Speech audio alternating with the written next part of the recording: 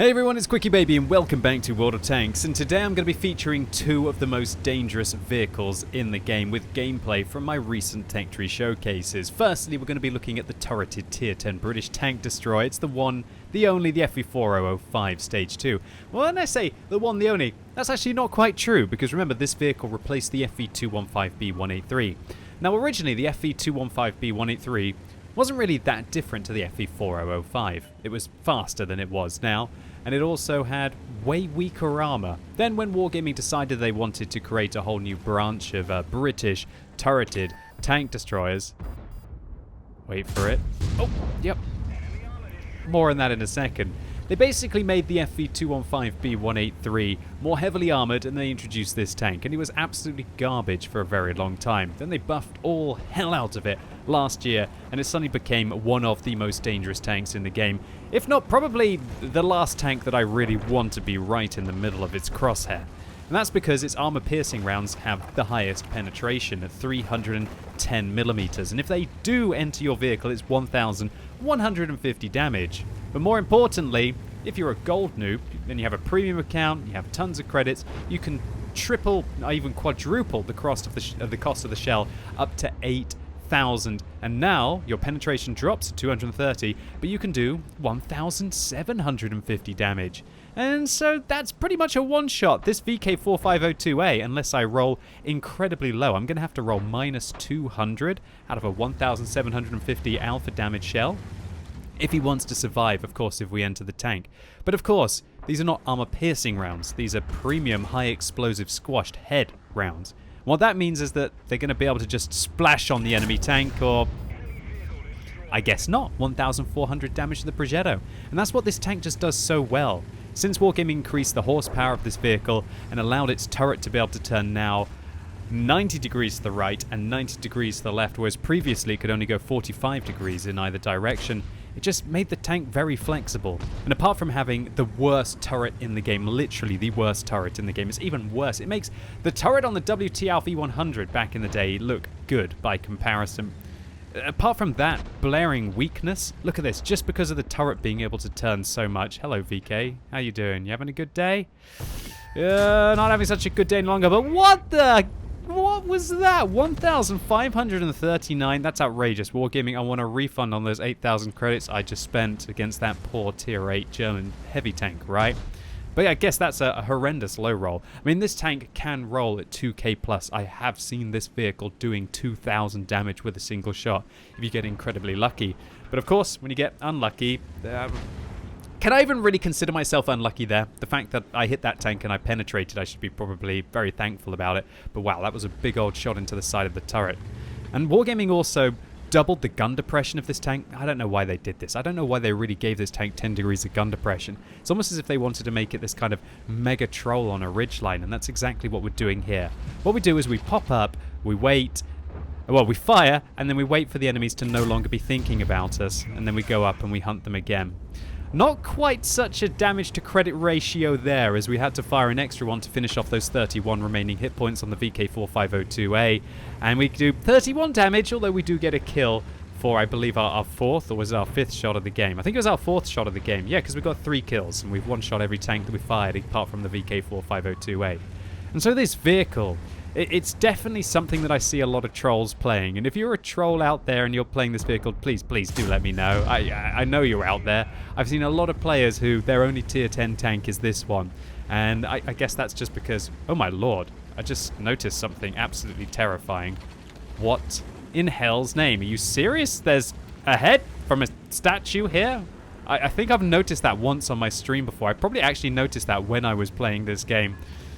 That's pretty off-putting. World of Tanks doesn't really have that human element to it. It's one of the things that I guess is good and bad about the game. Other titles like War Thunder allow you to look inside your vehicle and you can see exactly how your commander was taken out. World of Tanks, it very much feels as if you don't really think about the crews inside the vehicle. But anyway, I digress. Let's focus on what's at hand here, and that is that we are sneaking up behind an M103, and yeah, he's not going to be very well. If we manage to reload, we've still got about 3 or 4 seconds left on it, but he's turning his turret and he just gives up and he realizes, oh dear. Now, I probably could have got away with firing an armor-piercing round there, But I didn't realize he was going to lose a few hit points, and when your reload is like 20 seconds long on this tank, you can't really faff too much with the armor-piercing shells or the hair shells. Nevertheless, 6,000 damage and 6 kills with 7 shots. Things are going pretty darn well for this tank. Luckily, the artillery narrowly misses us, and our 14 minutes of turret armor definitely would have held up against the artillery barrage if they'd hit us there. And we're just trying to worm our way into position to probably take on one of the other most deadly vehicles in the game, the Jagdpanzer 100, but deadly for different reasons. That vehicle has slightly less alpha damage on its standard rounds, and it doesn't have the ability to have premium rounds that have nearly as much alpha. Although those premium rounds are good for a variety of reasons on the Jagdpanzer. I can think of about 420 reasons why the Jagdpanzer is absolutely brutal with premium rounds of ammunition, and that's because that is how many millimeters of penetration that tank has. When I'm driving around in my heavies, or even my heavily armored tank destroyers, I absolutely loathe taking on Jagdpanzer 100s, because they're more often than not, they're going to be able to penetrate your tank with standard rounds or with premium rounds. I'd almost rather fight an FV4005 in a heavy tank. Whoa! I was pretty lucky that I didn't hit the LT432 there, but I took a swing at the end of the game. We threw it the dice, and looks like we rolled 6. The RNG gods blessed us with a Radley Walters medal for our 8th kill, and because I knew those artillery shells would be coming in at the end. And while the FV4005 is definitely one of the more extreme vehicles in World of Tanks, I think we're going to have to go to England's arch nemesis for another one that is dangerous for a completely different reason altogether. And yeah, it's got to be French. It's the AMX 50 Foch B. Now this vehicle replaced the Foch version with the 155mm, quite similar to the vehicle that we just talked about when you think about it in the form of the British tank, replacing the FV4005 B183.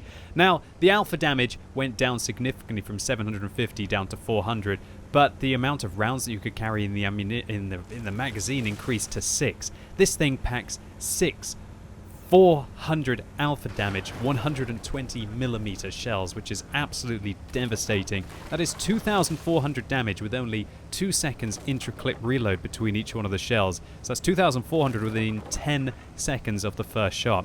That's kind of like WTALF E100 levels of suicide. And what am I saying here in the chat? Hi, good luck, fun. How are you trying to do this stupid 3 minutes damage mission? Use me as a meat shield. Affirmative, affirmative. Oh, that's pretty good. Oh, that's right. I'm doing Wargaming's ridiculous. Do as much damage as you can in the first 3 minutes of the battle. And so what am I going to do? Well, firstly, I'm loading the gold because probably the first clip is going to count. I've already used up 1 minute and 20 seconds of the first 3 minutes of the battle, and I'm going to go in like a raging berserker right now to try and pick up as much as we can in a single game. What a silly mission, encouraging you to just run in recklessly, right, Wargaming, but whatever. I'm not going to judge that. Let's focus on the tank at hand, which is the Foch B.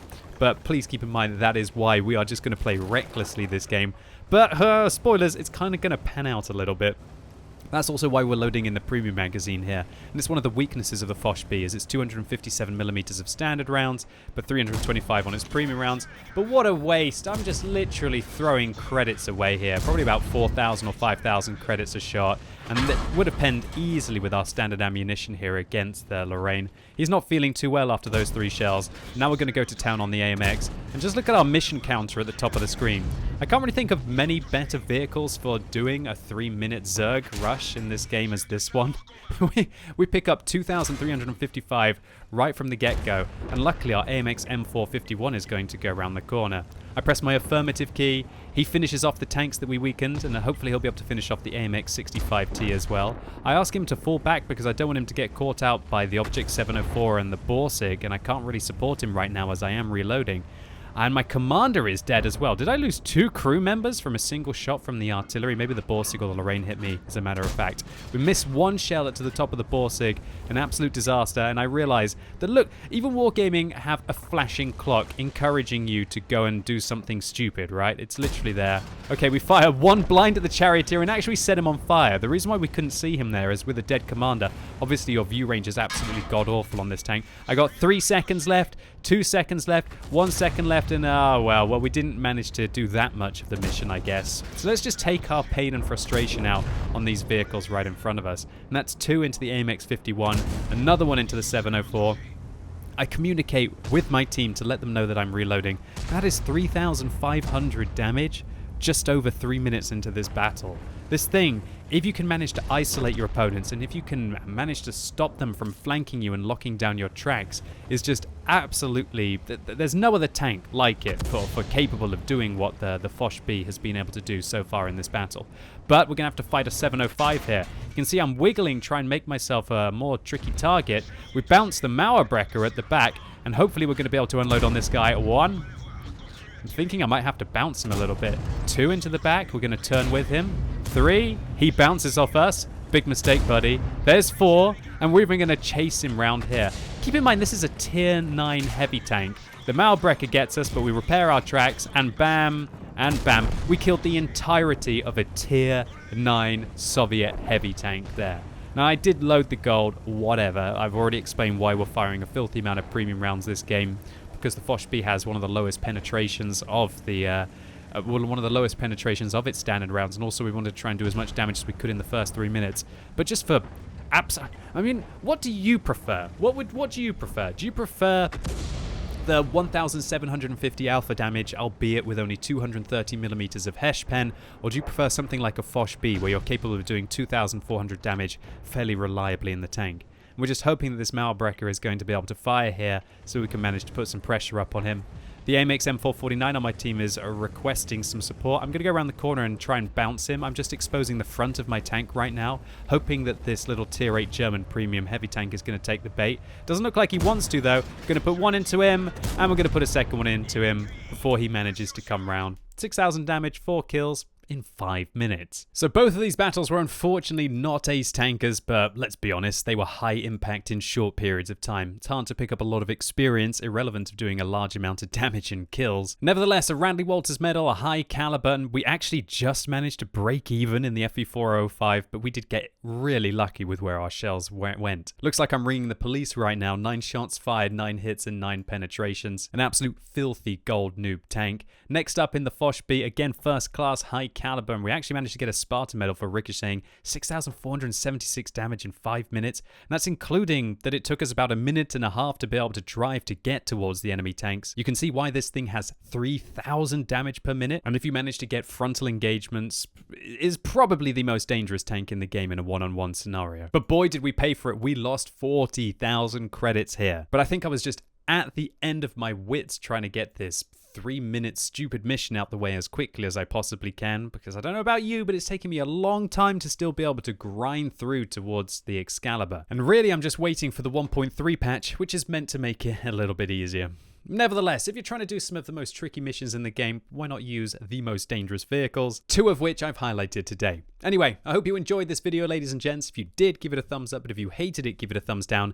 And let me know in the comments what you think are the most dangerous tanks. They don't have to be tank destroyers, they don't even have to be tier 10 vehicles. What are your most hated tanks to play against, or your dirty little secret things that you like to take out on the battlefield when the going gets tough? And as always, thank you so much for watching. You've been epic, and hopefully I'll see you soon.